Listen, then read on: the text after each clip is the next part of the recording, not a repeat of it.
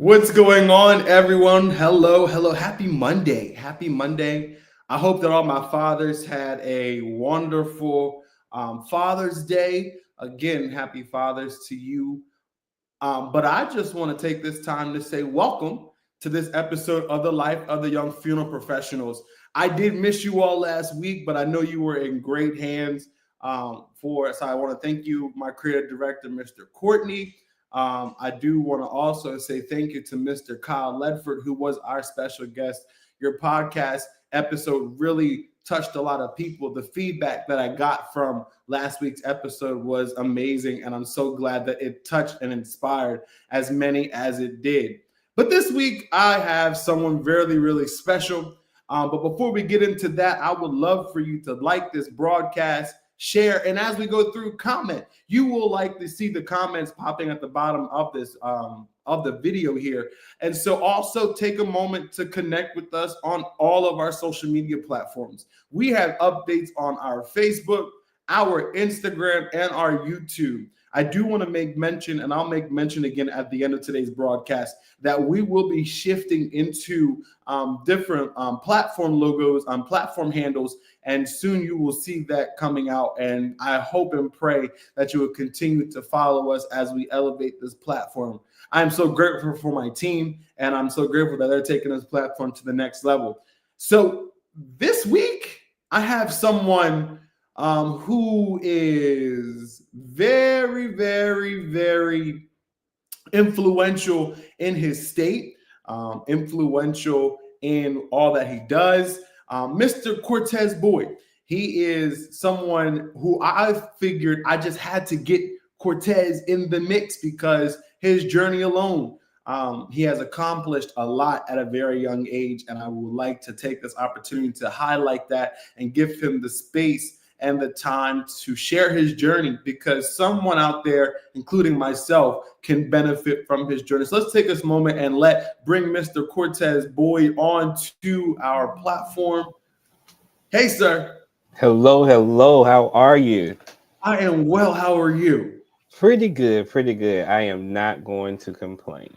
Listen, I wasn't going to listen to it anyway. They say it's not going to make a difference. So, don't listen. That's okay. So, I had someone saying it is not public, like they can't see the video. Okay, let's double check.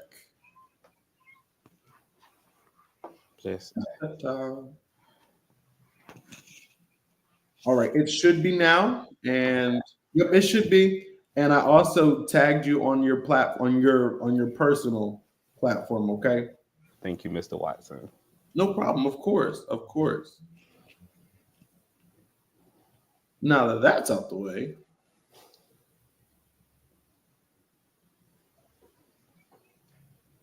Yep. Now that that's out the way, let's go ahead and knock it on out. All right. So, Mr. Kortez, you have a vital role in the industry. Kortez is the state president for the Alabama Funeral Directors and Morticians Association, and that's a big deal there, sir.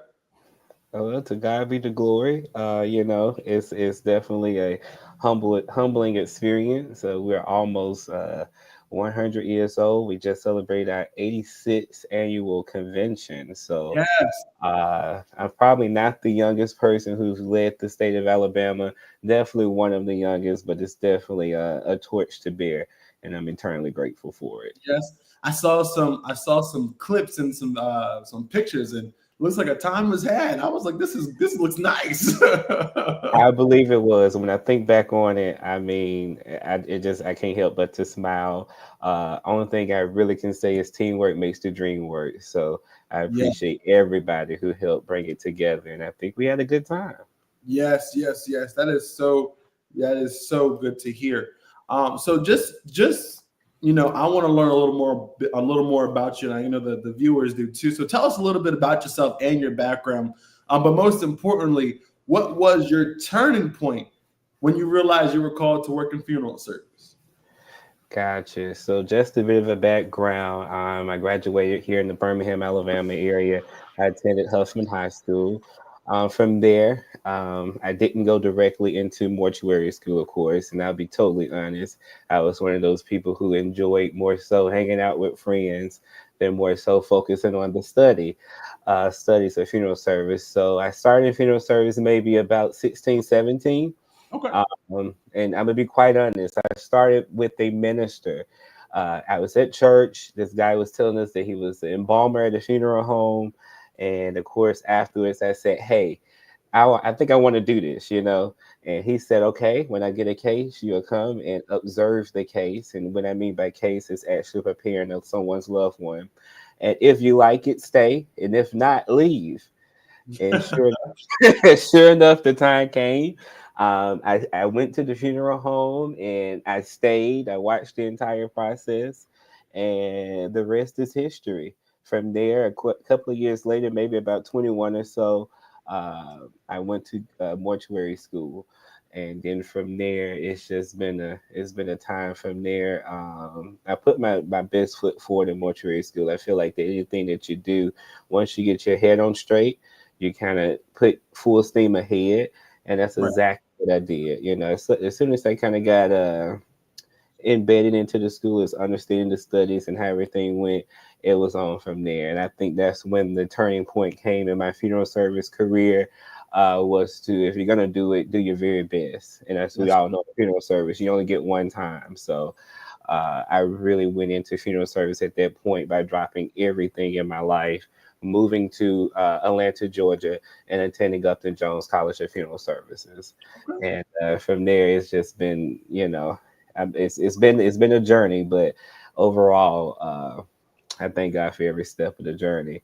And I will say, I started off at Smith and Gaston Funeral Services, which is here in Birmingham, Alabama. The owner there was A.G. Gaston, if most people have heard of him before. And of course, they're still owned and operated by the family and still open today. And one of the managers there, the owner there, told me as I was sitting up front one day, if you're going to make any money in this profession, you need to go get your license. And I had to be every bit of 20 or 21 at that point. And I don't know, from that day, you just have a moment when a light bulb comes on. And shortly after that, my grandmother died. And then a couple of months later, I was enrolled, accepted, and over at Gupton Jones. Wow. Wow. I tell Yeah, people you can only go but ceiling high, ceiling level without your license. So without a those license. let's just get these licenses. And I'm speaking to myself. So let's just get our licenses. Let's get credentialed. Let's keep going. Let's keep going.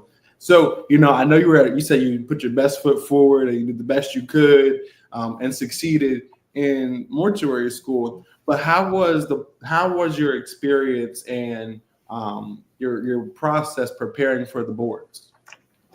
My experience with the board, it was just like anybody else's. Your anxiety kicks in. You don't know how you're gonna do. You know what I'm saying? You at that point with Gupton to get your actual degree, you needed to have sit for the boards before graduation. So you had a little bit of pressure to go ahead and get them out the way. To be totally honest, I had the same experience most people have. You're just scared. You don't know what to expect. However, I did go. I took my boards on separate days. I did one day I did the arts, the next day I did the sciences. Needless to say, I passed both parts on the first try. Well, that's good. However, what I will say is doing what you're supposed to do in mortuary school, actually studying, and actually soaking in the information, right? Mortuary school is not the easiest. I will say it can be difficult. Most programs are accelerated. However, you're like a sponge, and you literally need to soak that information in. And if that requires you to put life on hold, if that requires you to slow down on work, if that requires you to really just focus, that's exactly what I did. And yeah, I still was scared. Yeah, I still had the anxiety. As a matter of fact, I told the test proctor at Pearson View, if I don't pass, I'm not coming back. And she chuckled and said, "We'll see what happens." But you really, I just really thank God that I focused, you know. And being a straight A student is more than what people would make or put in the context of being a nerd or trying to be the best in the class. It's literally soaking the information and regurgitating it back out when you see it again. So Yeah. when I took the boards, most of it I knew, and of course I was able to pass it. Yeah. So Wish I could say I was a straight A student. Ugh, you know, look, it wasn't easy, but this mortuary college was the first time I studied, so you know, that's really just studied. I'm okay with being an honor roll student, but that's straight A's. Oh Jesus. gosh, That's it. Either way. So, what are some of the difficulties that you have faced in this industry while being young? All of them. The biggest thing is that you're going to face people who are not going to want to help you. You're going to face people that simply is going to make you take the hard road and learn it for yourself. You're going to be in situations where you probably put your all in and you may not get all of it out of the situation, you know, or wherever you at. So you're going to be faced from a lot. You're going to deal with jealousy. Needless to say, we all have a gift and we all have a sense of anointing. And everybody may not be able to take you in the room, but if you're in the room, you should stay in the room and do your very best in that room. So Yeah, I said all that to say you're going to face a lot.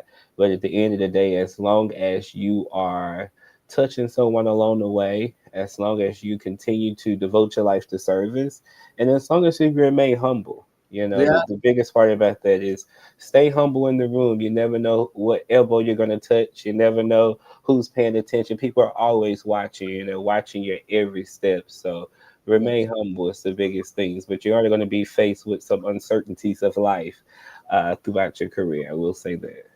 that is also true. That is also true.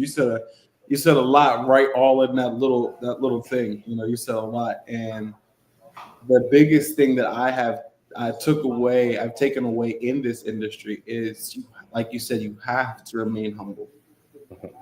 You have to remain humble because you don't know again who you're going to encounter. You don't know that person that even on a bad day, that person that you encounter, they may be a key to your success or a resource again, but you never know. You know, it's just all a matter of having a servitude's heart. And so, um, some again, we're young, and we love to live life, but we all know that funeral service is not your 9 to 5. It's a life. It's not a typical cookie cutter. And I was when Cortez first logged onto the platform, I was working with my directors on a family that we have, and so it's every day, all day, which is something that I love.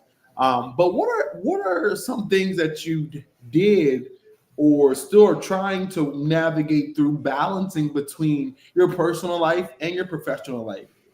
That's something that's really important as well. Great question. I am going to say burnout is real. I've been there in funeral service. So, and again, I state that before funeral service, that was me living life, quote unquote. My first thing is funeral service is your life. You have to remember to you have to show up and you have to be available. And the biggest thing is follow up. If you're not available, follow up. But try to keep your phone on, try to be available. You never know when the family is going to reach out to you. Most of the time, some of my dearest friends or services that I've had to do it, they call you on your phone and you want to be available as a funeral director. You want to be available as an embalmer. You want to be available. The flip side of that is there are times where you're burnt out and you have to know when to take a break. Even Yes. if there's a mental health day where you need to disconnect, I'm always available, but I still disconnect, right? If someone calls me and state, listen, my loved one has passed away, I'm always available. However, we will schedule appropriately for me to assist you and for me to understand that I can't assist you fully at the moment, you know. So there's a balance in that. One of the things I thought about before when we were, you know, I was thinking about coming on is that you got to live life.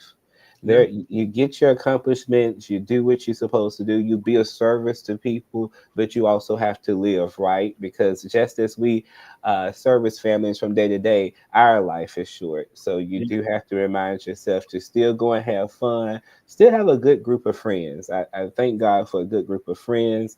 I thank God for a close circle of friends in and outside of funeral service. And having that helps me balance because there are times where we take a vacation and I'm counting down the days and I'm able to come back, regroup, do what needs to be done, and still be able to show up. So definitely would say pay attention to mental health. Yeah. So, and another, what you just said, I want to just touch on that. It is like you said, it's really important to have a good group of friends. Mhm. Um, do you feel as though it is beneficial to have um, more friends in the industry because they understand the sacrifice and the you know the demand for what we do, or it's just wherever you connect and God fits you with those people? I'm gonna go with the letter. Wherever you connect and God fits you with those people, and don't count out your long term friends. We go in different directions, but if you're friends, you're friends. So there are times that you may connect once a year together, but those are some of the best times of your life. You know what I'm saying? I will also say. Your funeral service colleagues are great to have as well. Some of my best colleagues I see normally during conventions, state conventions. We see each other, we're able to bounce ideas off of one another. They keep your mind fresh. You know, we understand what's going on in different areas of the country, and just their personal lives versus ours. So either way, it's good to have friends on both sides, I would say, but definitely the ones that God puts in your circle. Because one thing about a friend group is everybody has to be for you and you Yes, all have to be moving in a direction forward. And in times we all go through life where you may not be able to give your all in a friend group, but you definitely want to have good people around you. that is One thing about a friend group, jealousy can't be present, you know, because we all can make it in a group if we work together. that's so true too. Wow, Yeah. Cortez, you're just dropping a lot. You're dropping a Oh lot. gosh. And I, because like my best friend, he's not my best friend is actually a barber. He is a part ownership of a barber shop. And he's so he is a very vital part to my life. I would give him a kidney if he asked. But I'm grateful to him because again, you said being burnt out. And there, everyone knows that I have faced some health issues. Like, Raheem, you just can't just keep going because you're gonna, he said the Undertaker has an Undertaker as well. So you like, and it just matters because they also encourage and they also push you as well. And I'm so grateful because at the end of the day, like you said, we have a life to live, and I'm so grateful that I have, especially my best friend, that really pushes me and wants me to continue to be the best that I can be. Because at the end of the day, I'm not trying to go anywhere anytime soon. So that's that. And so people often think they know everything about what we do because they've seen the seed, but they pay no attention towards the sacrifice. What are some of the, and I know you kind of touched on this too, but what are some of the major factors and things that we should keep in mind, or someone should keep in mind before they decide to take a part in the funeral industry? Hmm. Someone helped you, so you should help someone. Whew, yeah, that's a word right there. Yeah, yeah. That's a word all in itself. I would say before funeral service is all about service, right? It's funeral service or funeral directing. Um, my college president, Patty Hutchison, everyone said a long time ago that as a funeral director, that's what you do. You direct and directing this service. So you have to You have to cover yourself in service, so to speak, to someone else, and you're pretty much giving up your own life to serve others as a funeral director, as a mortician, whatever you may do in the funeral industry. We're servicing people 365 days a year, 24 hours a day. You know, at any moment you get a call, then you go into service and you do it over and over and over again. So with that, you have to be cloaked in service, and you have to love what you do. Never lose the love, no matter what you go through. As far as, and we all go through things of life, right? Where mental may kick in, or it may not be the best place in life, so to speak, but you have to remember to love what you do. A lot of times, the love of what I do keeps me going. You know, just to be able to have a gift and to be able to use it and to love what you do daily, no matter what the day looks like, sunny or rainy, or whatever it looks like. I think that's really big too, and just show up. I'm telling myself that, and I would tell everyone, just remind yourself to show up even Yeah, when you don't want to. Yeah, that's good. Very vital. Is some days again you don't want to. Some right. days are harder than others, and especially again, this is like it's a our job can be sometimes mentally taxing. Hmm. As you know, especially like when I don't have any children. I've never been married, and I'm grateful enough where I haven't lost my parents. So to pull from a place of empathy and compassion where you never felt that sort of pain, that can be a lot in itself. And so it really matters. It really does matter just again to show up and put your best foot forward because it definitely can sometimes take a toll. It definitely can. Um, so I know that you've had people that has stuck beside you that has built you. Um, so on the topic of mentorship, who are some of the people that to this moment that you still look up to or consider a mentor, so to speak? If I begin to name people, I may leave someone out, but there are some people who have stuck with me from the beginning, and I'm not going to delay. You have Mrs. Venus N.R. Smith, who is the program director at Jefferson State Community College, and I had the opportunity to meet her at Smith and Gaston.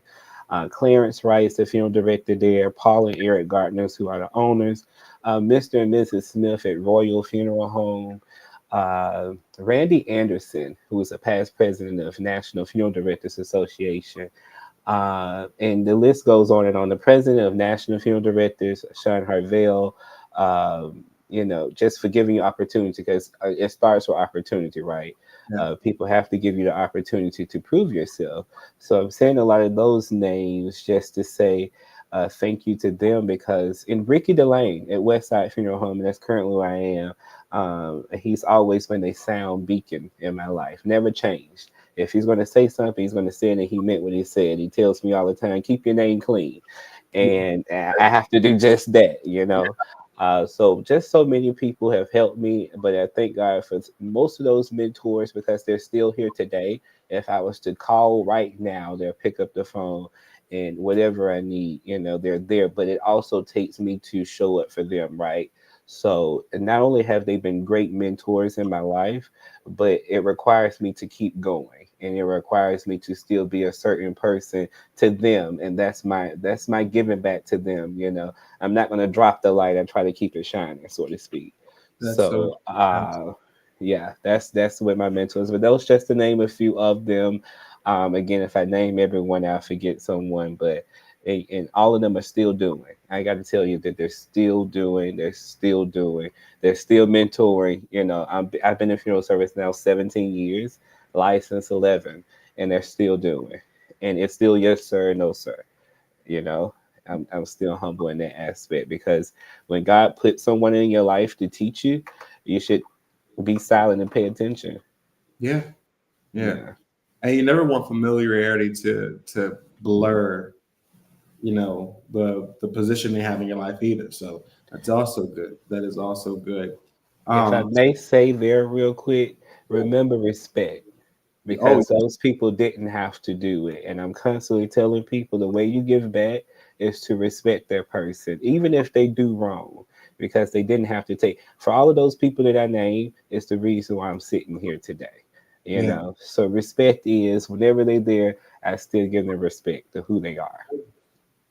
That is major. That is major. Respect is major. Yeah. And I do think on the topic of respect, I do think that is something that people who are in the younger side of this industry kind of lack. And unfortunately, there is a strong sense of entitlement that has come to this industry. And I'm glad that someone like you, someone like myself, hold the integrity of and respect in this industry. And that's what matters the most. And it truly does.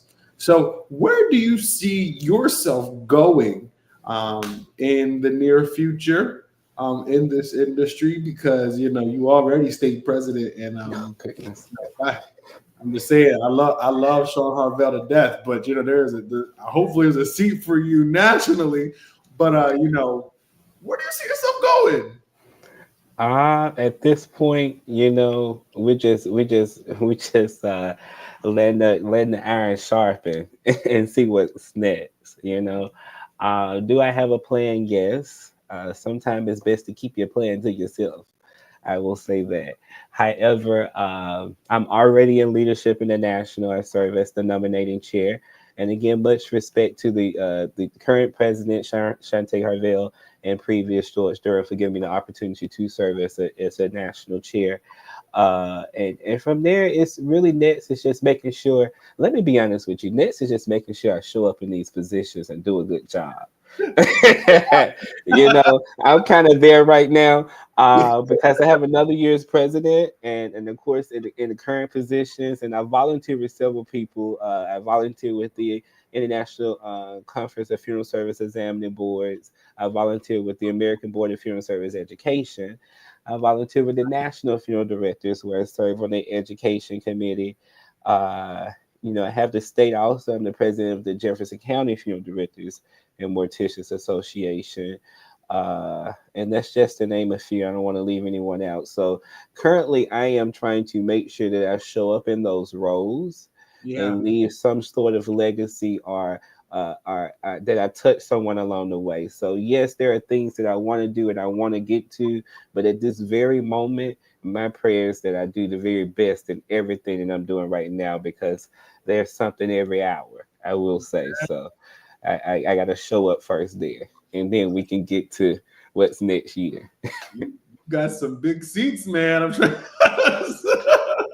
It's a lot, but every moment I'm giving, it's volunteer, so I'm able to give back. You Yeah. know, Wow, that's major. And again, kudos to you because that's major. It really, really is for you to be, you know, so active in so many different entities. And but it's comforting to know that there's a younger voice that's come forward, and that does my heart well. And so again, kudos, congratulations.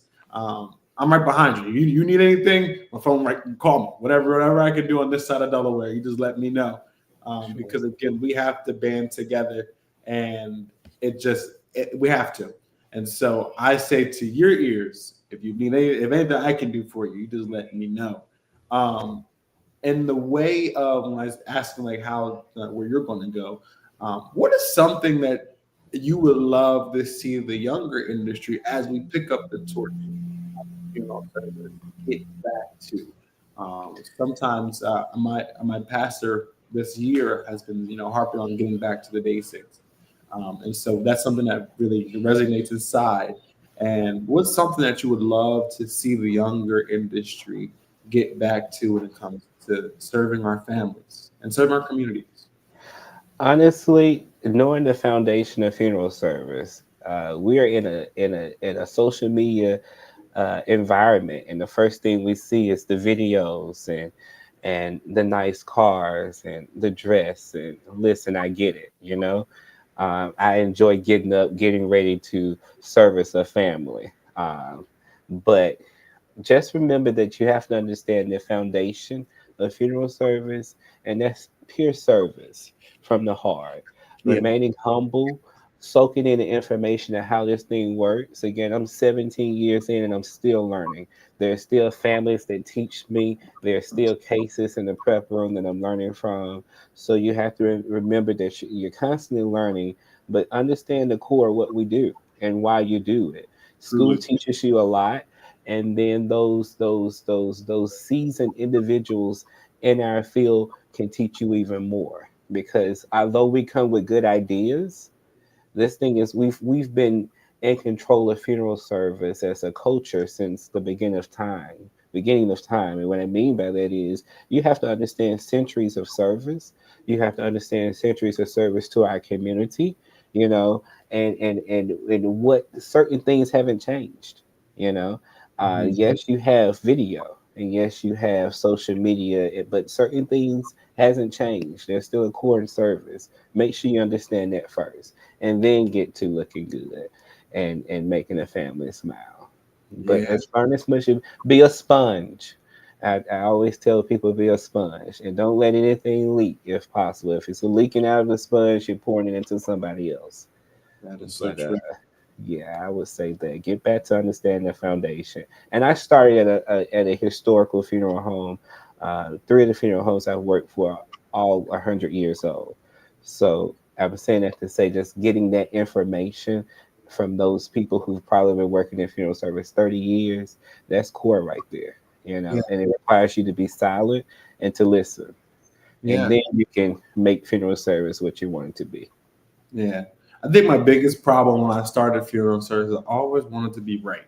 I Hmm. always wanted to have the last word. Um, and I'm grateful that I kind of got out of that because I'm not always right. I don't know everything, and even when you do get credentialed, you still, like you said, you still learn. You still have to be a sponge. And I'm also grateful to be at a historic firm. My firm has been operating for 50 years, and so there's a lot of history there, and there's a lot of experience there, and so I'm grateful. But that you really hit home with that one. And I'm starting to throw that curveball at you because we didn't talk about that, but you really hit home with that. Wow. So, as you all know, this is my favorite part. This part here is my favorite part because not only do my viewers benefit from this portion, but I do as well. This platform really blesses me a lot as well as you, and so Cortez, if you could take a few minutes just to share some encouragement for our younger generation and even those who are not in this industry, who are looking to take on a substantial role in funeral service. Because at the end of the day, there might be someone that's watching that's like, I'm at my wit's end with this. I can't take this anymore. Or there's someone that's like, I might want to be a part of this. So if you can just take a few moments and just encourage us just for a little while, Mr. President, just encourage us. Oh, okay. I would say stand strong in who you are. Number one, remain humble, but stand strong in who you are. Um, and do what you need to do. It's as simple as that. Go to school. Actually go to school. Don't just be there. Be present. Go to school, finish school, get your license. It's valuable. Get the paper to hold in your back pocket, and then from there, simply serve. You don't always have to be in the forefront, but you can be in the forefront by simply serving, and your time will come. Be patient. It's another one. Be very patient with yourself. Uh, and when hard times come, be resilient, um, and you'll get through it. It's simply a test. You'll get through it. So anything that you're brought to, you can handle. And if you don't win this battle, you can win another one. Pick your battles, Yeah, so to speak. Um, and be nice. Be courteous to people. Be courteous to one another and respect one another, you know, and give people time and give yourself time. So, and all in all, be patient with yourself. That's what that I would say the most. Yes, that is so good because when I started mortuary school, I'm still in mortuary school. I wanted to be like, I want to be done now. I want to get licensed now, but I wasn't I wasn't really grasping what it was about, and it wasn't really like being present. I was in attendance, I wasn't present. Hmm. Um, and so you just I don't know, man. I gotta watch this again later on and take some notes. I'm dropping some stuff here. And it's like, all right, I didn't have, yeah, okay. But again, Cortez, I thank you. And I really thank you from the bottom of my heart because with all the things that you have on your personal schedule and on your personal docket, you said yes. And that really makes a major difference to me.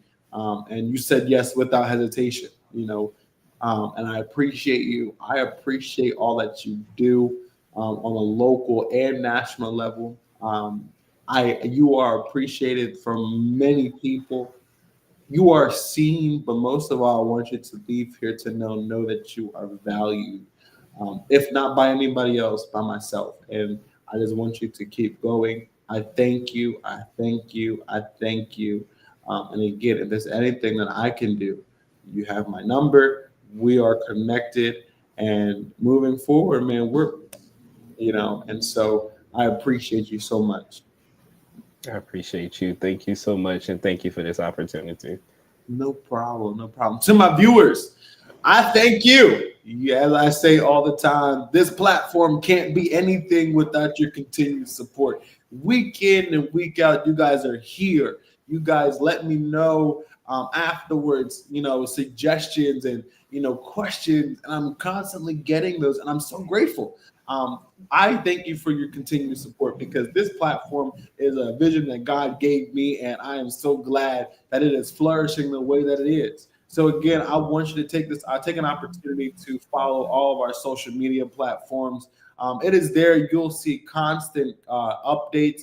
And again, just be on the lookout that we will be switching over to different handles where you can follow us more.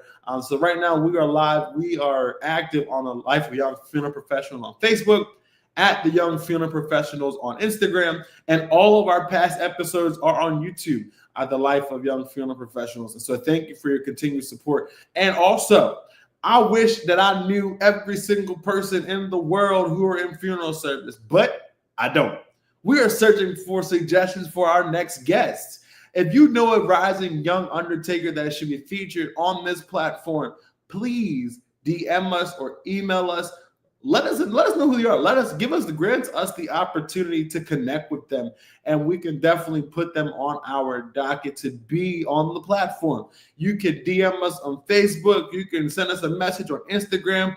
But you can also email us, and all that contact information is there. I am so excited to see who comes forward. My team is constantly working behind the scenes, and they're sometimes yelling at me like they're my parents on what we need to do and who we need to have. And so this platform is booming, and I'm so grateful that you guys are all a part of it.